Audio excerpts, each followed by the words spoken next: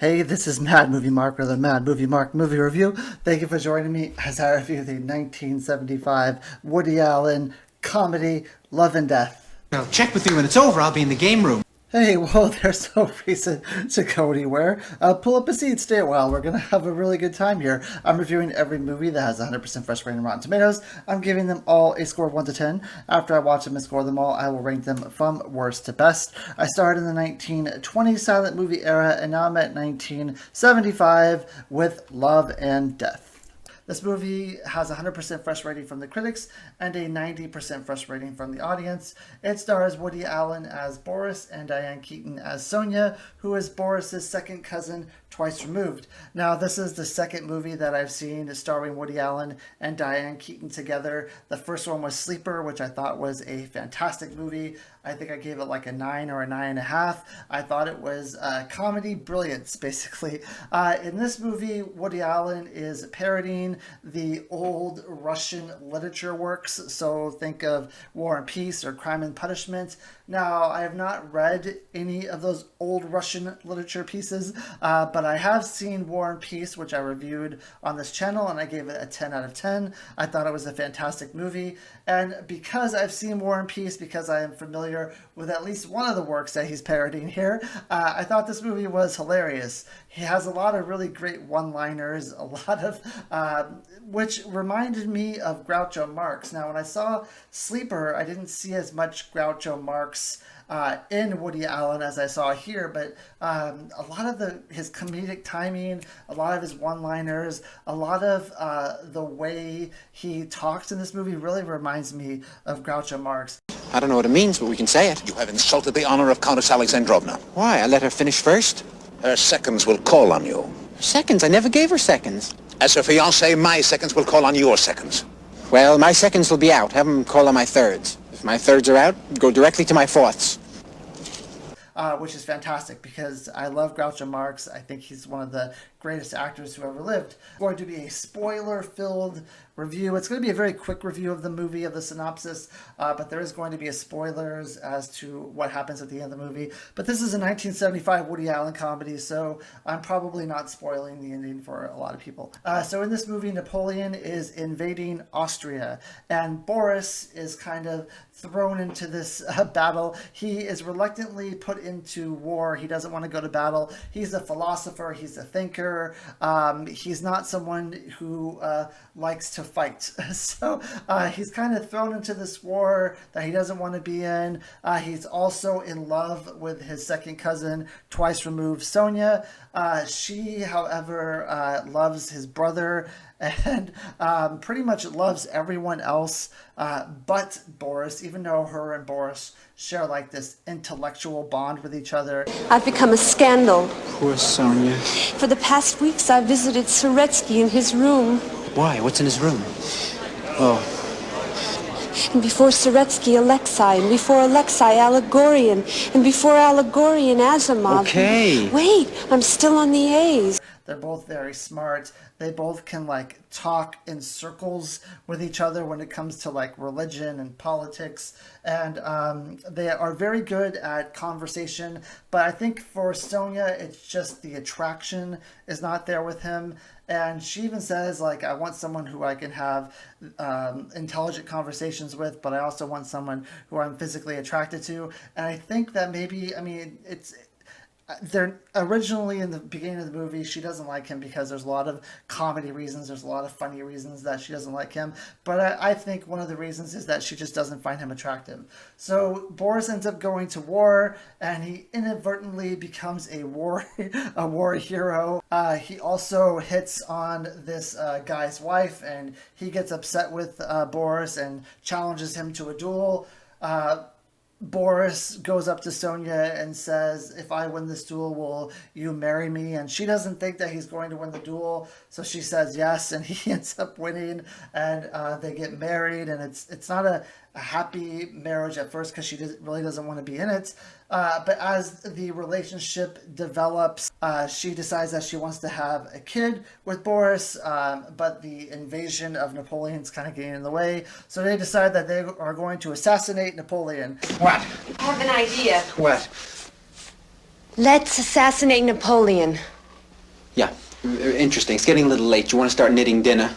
Now, this is exactly what happened in War and Peace, where the main character decided that he was going to assassinate Napoleon, and just like in War and Peace, it doesn't work out. Sonia ends up getting away scot-free, but Boris ends up going in front of a firing squad. Now, Boris is visited by a ghost during the night who says that he's going to be freed at the last minute, so he's not going to die in this firing squad. So he goes into the firing squad, he's all smug, he thinks that he's going to live, but he ends up getting shot and dying, and that's basically the entire movie. There are a lot of funny scenes in this movie. A few of my favorite scenes in this movie, Woody Allen is talking to a ghost, someone who is no longer alive, and the ghost is telling him, hey, look, like, I bought my wife this engagement ring, and Woody Allen's like, oh, you want me to give her her engagement ring? And he says, no, I want you to go back, and I want you to get the money I want you to get the money back. I want you to sell it back to the guy who I got it to. And Woody Allen's, well, how much did you pay for this? And the guy says how much he paid for it, and then it becomes this really funny, like, conversation back and forth, which is absolutely amazing. Me a favor. Sure, anything. This engagement ring. I was going to give it to my girlfriend, a surprise. Oh, you want me to give it to her? No, what's the point? I'll take it back to the jewelers in Smolensk. Right. Petroshnik, Vladimir Petroshnik. Okay. Tell him I'm dead and get the deposit back. Oh, okay, sure. What'd you give him for this? 1,600 rubles. For this, you gave him 1,600 rubles.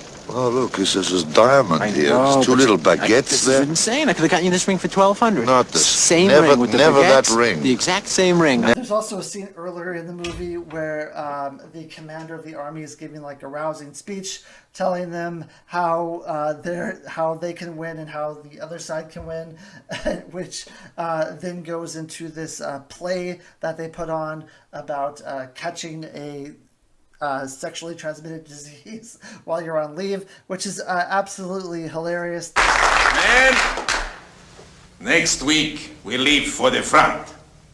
The object will be to kill as many Frenchmen as possible. Naturally, they are going to try and kill as many Russians as possible. If we kill more Frenchmen, we win. If they kill more Russians, they win. What do we win? What do we win, Private? Imagine your loved ones conquered by Napoleon and forced to live under French rule. Do you want them to eat that rich food and those heavy sauces? The movie has a lot of scenes that are really funny. I do think at some points in the movie it does fall a little flat. Maybe because I'm just not familiar with the specific work that they are parodying. But when they're doing War and Peace, I think it's hilarious because I'm familiar with the movie War and Peace. I think it's genius. That being said, this movie probably isn't going to be for everyone. First of all, it's kind of like destroying old works of literature, saying, like, kind of showing you how ridiculous these old works of literature are, and some parts of them probably shouldn't be taken seriously, and it does a really good job of that, but I think it's going to probably rub people the wrong way, seeing these famous works of literature destroyed like that. And also, if you're not familiar with any of this stuff, you're not going to enjoy it, I don't think. And I think that's a big part of this movie. With Sleeper, you didn't really have to have any background. You didn't have to know what was going on with any other movies or any other books or anything like that. You could just watch the movie and kind of understand what was going on. And this movie, you can do that too. I mean, you can understand what's going on in each scene, but it's just so much funnier, and you appreciate so much more if you understand the source material that it's coming from. And in that regards, it's a great movie. I do think that Woody Allen and Diane Keaton have a really great chemistry together. They work really well together. I didn't know that Diane Keaton was in a lot of Woody Allen movies. I also, when I reviewed Sleeper, I said I didn't realize that they were in a relationship with each other in real life as well. Maybe that's why they have such good chemistry together on screen.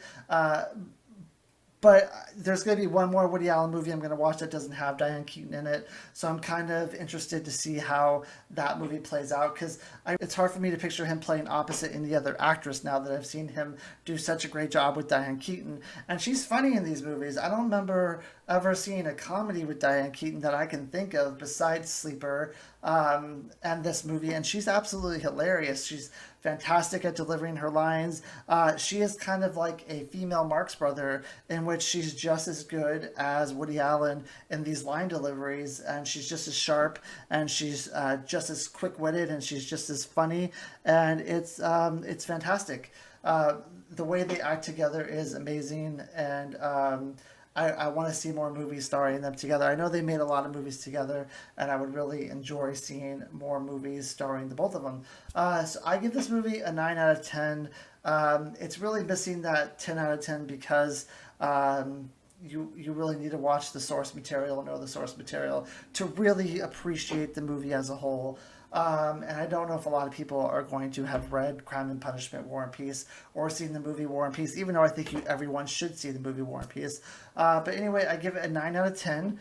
I hope you join me for my next review, which is going to be The Mini Adventures of Winnie the Pooh, which I debated doing, and I'll tell you why when I review it. But that is the next review I'm going to be doing. Thank you. I hope you have a great day.